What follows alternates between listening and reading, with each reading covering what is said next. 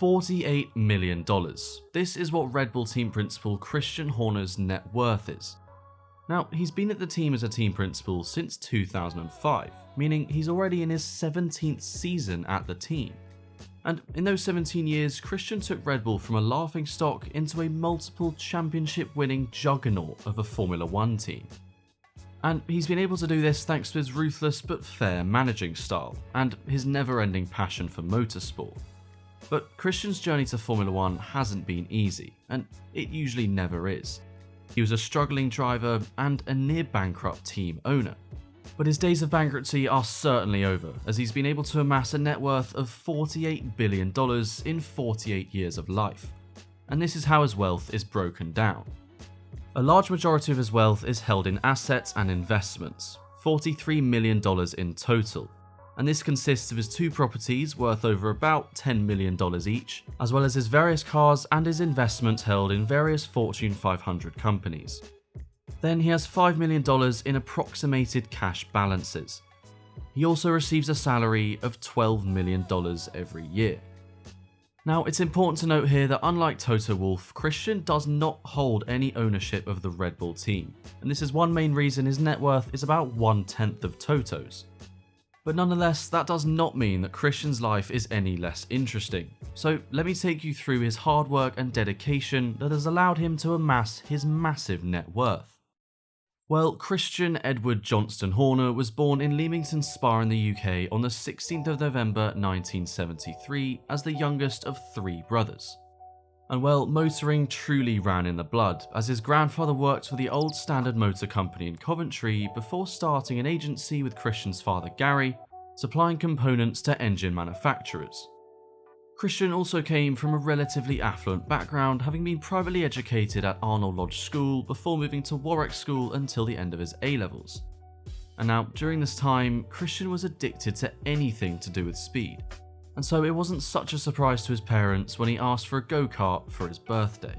Well, to be fair, he did get one, and it only cost 40 quid. So he began competing in local competitions such as Junior Booster, upgrading his car along the way. But when he was 18 years old, he got the opportunity of a lifetime. At the time, Renault were handing out scholarships to young drivers to race in the Formula Renault series, and well, Christian got one of these scholarships. Moving from karting to single-seaters is every kid's dream because it shows genuine talent behind the wheel. So at this point for Christian, the sky was the limit. And so in 1992, Horner drove in the Formula Renault Championship driving for Manor Motorsport, who would actually turn out to have their own Formula One team 20 years later. And well, it was a seriously promising first year, finishing fourth in the standings with one win and being the highest placed rookie on points. And thankfully for Christian, he managed to persuade his mum to take a year out to focus on racing with the fallback of a university place if it were all to go wrong. So he continued pursuing his dreams of being a Formula One driver by getting promoted to Formula 3.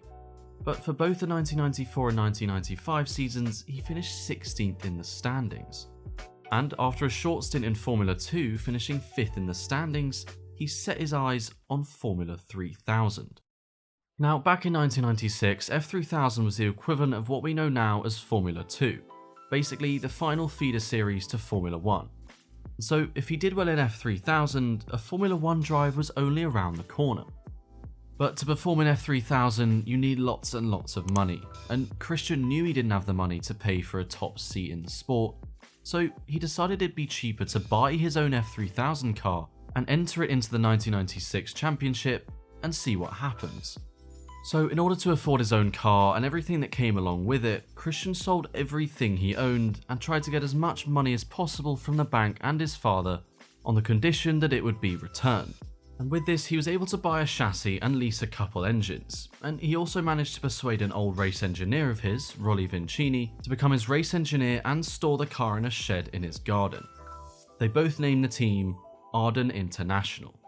But in order to travel to the rounds, they needed a trailer, and Christian found one for sale in Austria being sold by a rather interesting guy. And he drove a pretty tough bargain, but Christian was able to take it off his hands. But try and guess who this guy was. Well, it was current Red Bull special advisor Helmut Marko. That's right, Christian and Helmut met 26 years ago for the first time. So come 1997, Arden International was ready to race.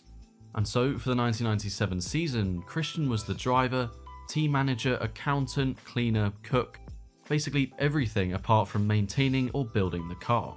And well, to be honest, it kind of showed, with Christian finishing 21st in the standings with only 1 points finish. But the team was so poor at the time that all they cared about was that the car was intact and undamaged. And well, for the 1998 season, they hired another driver, Kurt Mollikens, to take a bit of load off the team. And Kurt even went on to lead the championship at one point in that season. But after a massive accident, his season was sadly over. Now, at some point during the 1997 season, Christian realised he just wasn't at the same standard of the other drivers on the grid. And so he made the tough decision to give up on racing, and give up on his dream of being a Formula 1 driver. Instead, he felt he was more equipped to manage the team and build it into a proper race-winning outfit. And that meant he had to borrow more money to fund a second car. Now, at the end of 1998, Christian was approached by a man called David Richards, saying he had a young Russian driver by the name of Viktor Maslov, who was backed by Lukoil, and he was desperate to put him in one of Christian's cars. Richards also wanted to buy a 50% stake in the Arden team, and well, Christian knew there was close to no value in the team anyway, so he initially requested an offer that was ridiculously high. And well, Richards accepted. However, during that season, relationships between him and Richards got pretty sour, so Christian bought back the 50% stake and lost the backing of Lukoil. But he wasn't too bothered because he kind of wanted to have two quick drivers rather than have pay drivers. So they signed Thomas Eng and Bjorn Verdman for the 2002 season. And well, the decision to go for talent, not money, really paid off. Enger won the 2002 F3000 title, beating Sebastian Bourdais, with Arden winning their first title as well. The years of hard work and struggle had finally paid off, and for 2003 it was much of the same. Instead, Verdman won the Drivers' Championship and Arden won their second title in a row. But for 2004, Christian was desperate to sign Vitantonio Liuzzi, but he was contracted under Red Bull. But guess who managed the Red Bull drivers? Well, it was Christian's old trailer salesman, Helmut Marko. So they made a deal with Arden to sign Liuzzi, and well, he went on to win 7 out of 10 races and give Arden their third consecutive Constructors' title. So after winning 3 titles in a row, Horner felt he could have a pretty good stab at starting a Formula 1 team. So he went to Bernie Ecclestone to see what options he had. And well, Bernie told him that Eddie Jordan was planning to sell his team, but that would have been way too expensive. Then in conversation with Helmut Marko, Marko said that Red Bull boss Dieter Mateschitz was interested in starting a Red Bull Formula 1 team by buying up the Jaguar team that was for sale as of the 17th of November 2004. So with the team entry deadline of November 14th, Red Bull bounced on the opportunity and finalised a deal to take over the Jaguar team with only 24 hours to go before the deadline. Christian meanwhile was getting ready for a new season with Arden, but when Red Bull took over the team, Marko realised he wasn't very satisfied with the management in place. So he called up Christian and offered him a job at Red Bull. The job was team principal, and obviously Christian accepted. Christian was ecstatic that Marko had given him that much faith to run such a big team and deliver such a big vision for the future. And so finally, Christian was in Formula 1, not as a driver, but as a team principal. So when Christian joined the team, it was roughly a 450 person strong operation, which, as you'd expect, was by far the most amount of people that Christian has ever managed. And when he arrived, as you'd probably expect, the workforce were quite confused that a 31-year-old had just been put in place as team principal, so Christian had a point to prove. So he took it step by step, introducing himself to the team members. What he realised at first was there was a lot of talent and skill in the team, but not a lot of confidence to really unlock that potential. Christian realised his main job was to give the team some direction and coordination. So for the 8 weeks between his arrival to the first race in Australia, that's exactly what he set out to do. The main plan for the first season was to lay the foundations of a proper team culture, with 2 main objectives: finish the season with more points than Jaguar had the year before, and finish the races. So Christian kept the basics and allowed his skilled workforce to work in an environment where they were comfortable. Now, what made Red Bull unique was that they didn't take themselves too seriously. They were known as the party team on the grid, and on a grid dominated by large companies, many people liked what they saw. One man that was particularly interested was legendary aerodynamicist Adrian Newey, who had won countless championships with Williams and McLaren. So Christian became quite close with Adrian and invited him to various Red Bull functions. It was when he invited him out to Austria to show him the Red Bull operations that Adrian really fell in love. He was eager for a new challenge, and so once the money was put on the table, Adrian accepted and was appointed as the technical director for the team. And looking back on Red Bull's past, there was no way they would have been as successful as they were without his brilliant technical mind. Christian building the team culture and organisation, and alongside Adrian developing the technical operations of the team, meant it was only a matter of time before they started winning. And well, come the 2009 season, they built their first race-winning car. However, it wasn't quite enough to win the title. But come 2010, they won their first Constructors' title with Sebastian Vettel also winning the Drivers. And this would continue for another 3 years, winning both championships in 2011, 2012 and 2013, with 2013 being a truly dominant display from Red Bull and Sebastian Vettel. But come 2014, there was a regulation change, and they didn't quite get it right, mainly because it was an engine regulation change, and Red Bull didn't have control over their engines because they bought them off of Renault.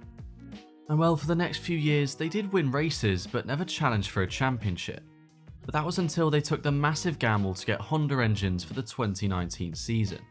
And well, come 2022, they're dominating both championships with the most powerful engine. Some could say we're even re-entering a Red Bull domination phase, much like 2010 to 2013. But who knows? One thing I know for sure is that without Christian, I don't think Red Bull would have achieved as much as they have.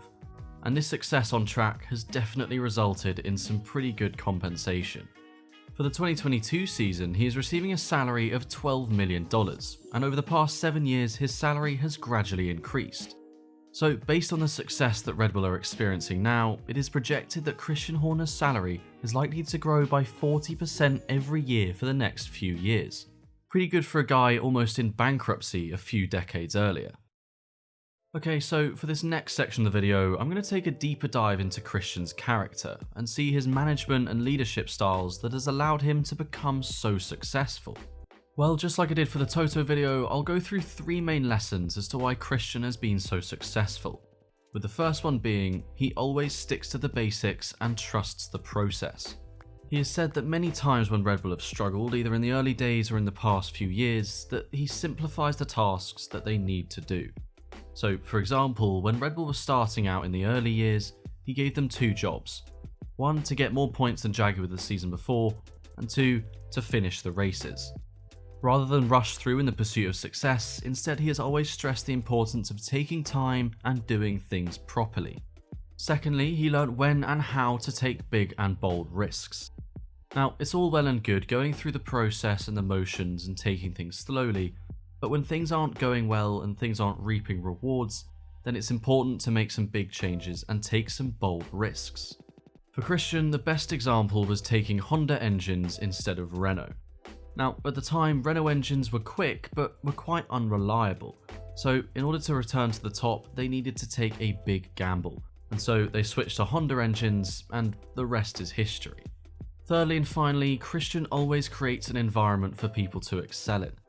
So instead of micromanaging and controlling them, he lets them do their job for what they were hired to do.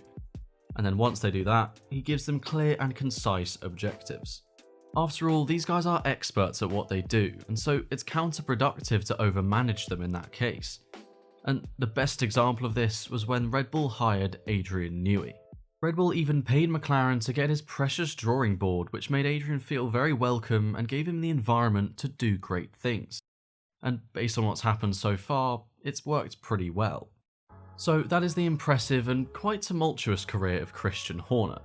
Now, if there's any example of someone going from zero to hero in Formula 1, it's got to be Christian. He went from a 31-year-old nobody to a Formula 1 juggernaut. But when addressing his wealth and his financial credentials, he ranks miles below his arch-enemy Toto Wolff, with Toto having a wealth of roughly $540 million compared to Christian's $48 million. But why is that? Well, Christian isn't really a businessman focused on making money. He's simply ridiculously passionate for motorsport and only cares about winning. Whereas someone like Toto is a bit more savvy and takes ownership of the team and other projects. But to be fair to Christian, for a guy that doesn't put money and wealth first, he's certainly racked up a pretty impressive net worth. Thanks for watching. I'd love to know what you think about Christian Horner, so let me know in the comments section below. And as always, make sure to like, subscribe and smash that notification bell to be reminded of any new videos.